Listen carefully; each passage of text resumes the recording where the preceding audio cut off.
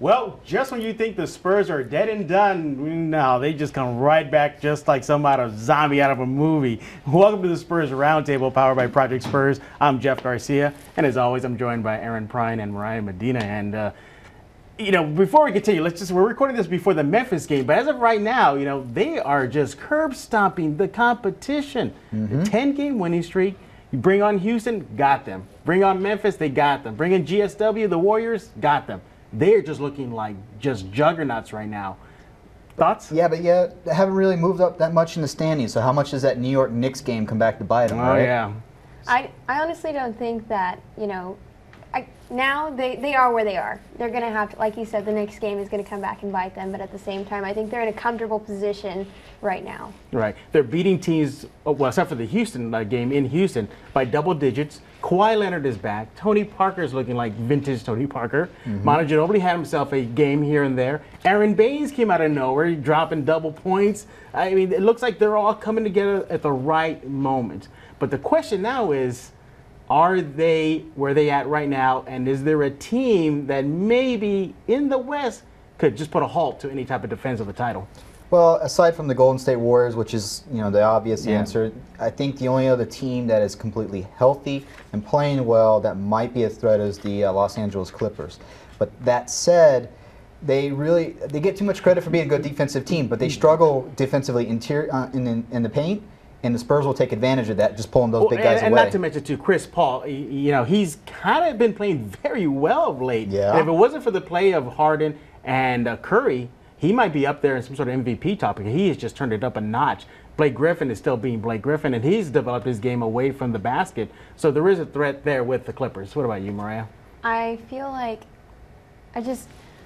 it's difficult to say that they're reaching a point of stagnancy. I know that what goes up must come down, but in that same sense, I really don't think that there's anybody that can stop them. So you're saying that nobody in the West is going to provide any, really? Dead honest, because if you I agree with her. You look at the point deficits between Golden State, you look at the initial point deficit between Houston, and that says something. That says something about what they're doing on defense, what they're doing on offense, and it takes two things, two of those, those two major components to have a good and successful team. And right now they're second in defense. So Mariah's calling it right now. They're going to defend their title, right, Mariah? I'm fully on it. I'm fully confident. Right. And you look through all the other teams in the West. I mean, they have problems somewhere with their health, chemistry. What, the Spurs don't have their problems too? I mean, they got a splitter who's still a little banged up. Right. He's not playing right now. Tony Parker's still having tightness in that Achilles hamstring area.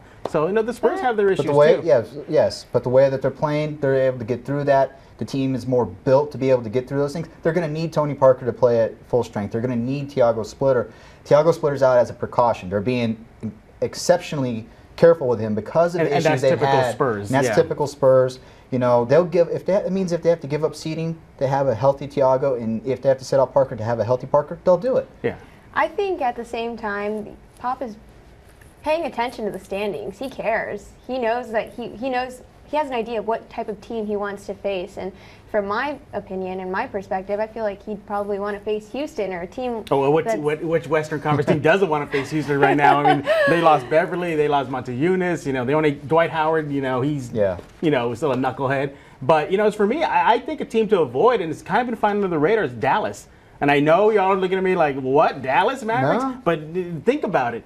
What one team has really caused the Spurs a lot of concern in the playoffs? Rick Carlisle. Yes. Just him alone. I mean, he just knows how to scheme against San Antonio. His Mavs team pushed San Antonio to a 7-game series last season. No one is really. I'm sorry. Go ahead. No, I really don't think that it was just one specific player that pushed the Spurs to a 7-game series last season. I think what it was is the playoffs is a completely different game. It's a whole different breed of animal kind of deal. Right. And I think that the Spurs hadn't turned on that switch yet. Yeah, the Spurs went 7 games, but at the same time, the final game was just blown out of the water. Last season was 180 to how things are ending this season. Last season, in the end of March and April, the Spurs couldn't put one foot in front of the other without falling over. And then they got pushed really far because of Dallas. And like you said, Rick Carlisle, he had no other team aside from Dallas can stick with the Spurs off the ball as well as they do.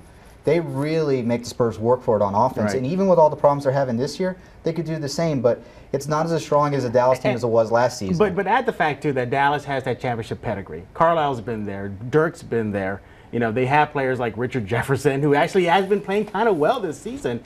And they loaded up with a lot of seasoned veterans.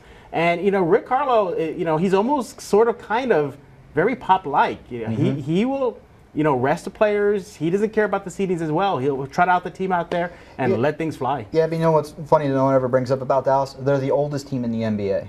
So, and it's showing with some of the things that they've dealt with, aside from chemistry issues. So. Right.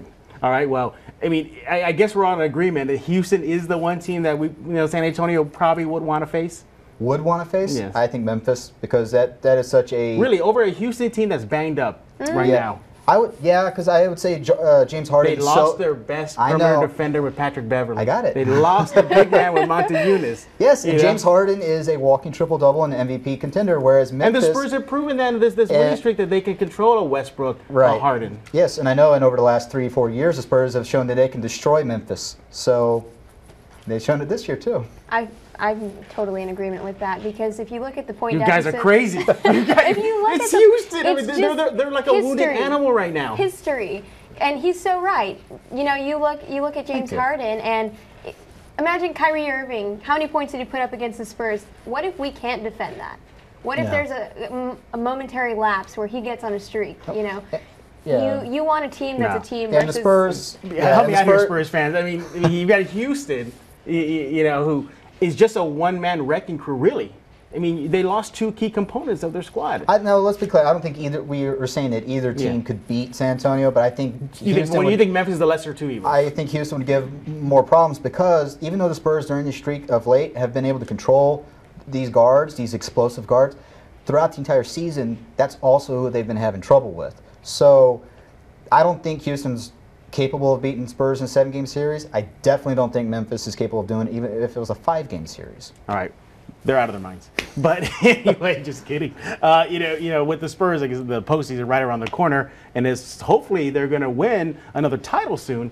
The question now remains is this. Give me 3 reasons why they're going to win it all.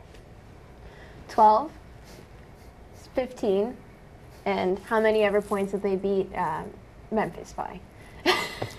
So you just give us numbers, then, basically. Those are point deficits. They've proven that they can compete with several different teams, high caliber teams. You have potent perimeter shooters. You have potent paint shooters. You know, you have so many different components that they're able to defend. All right. They're second in the entire league. Aaron, what are your 3 thoughts? Kawhi Leonard, Greg Popovich, and the immortal Tim Duncan. Yeah, really, immortal. Seriously. Immortal. Yeah. For me, Kawhi Leonard, Pop, and basically that championship pedigree. They've been there, done that. They know what it takes to do. But what are your 3 reasons why they may not win it all? Oh, this is me now. Yeah. Okay, so there's Steph Curry. Miss Spurs that cannot win Harden. they're going to win everything now. Okay, they're not. I'm not saying that they're going to sweep anybody by any means necessary. But what I am saying is that they have the components to compete against high caliber teams. Aaron, the 3 reasons why they won't: Tony Parker's legs, the bench not staying up to the consistency that they need. And also Tony Parker's legs. I'm going to go just because that's really big one. That's a really big one. Well, for me, it's health as always, lack of home court advantage in a series, and maybe this might be the year youth will be served. You're looking at your Golden State, your Portland, your Clippers. So those are at. But you know, one thing that really got some good traction recently was the Spurs once again going to the Haka fill in the blank, whether it be Shaq or in the past. And this time, recently, it was Josh Smith.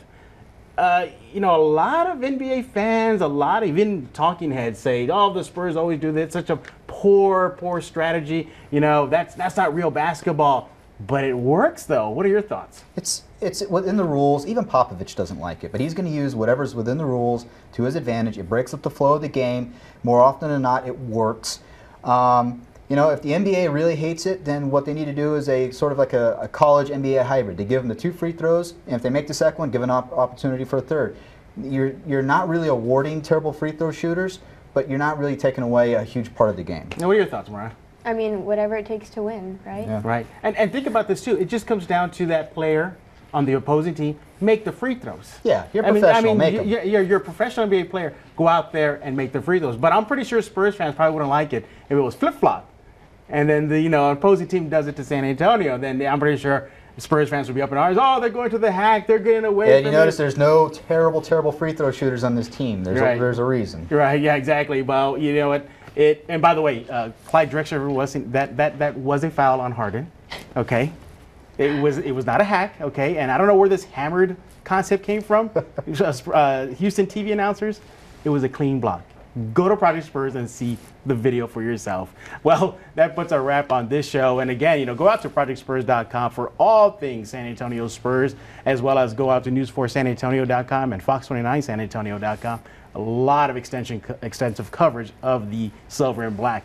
But for Mariah Medina, Aaron Preine, I'm Jeff Garcia. Thanks again for watching this episode of the Spurs Roundtable. Houston.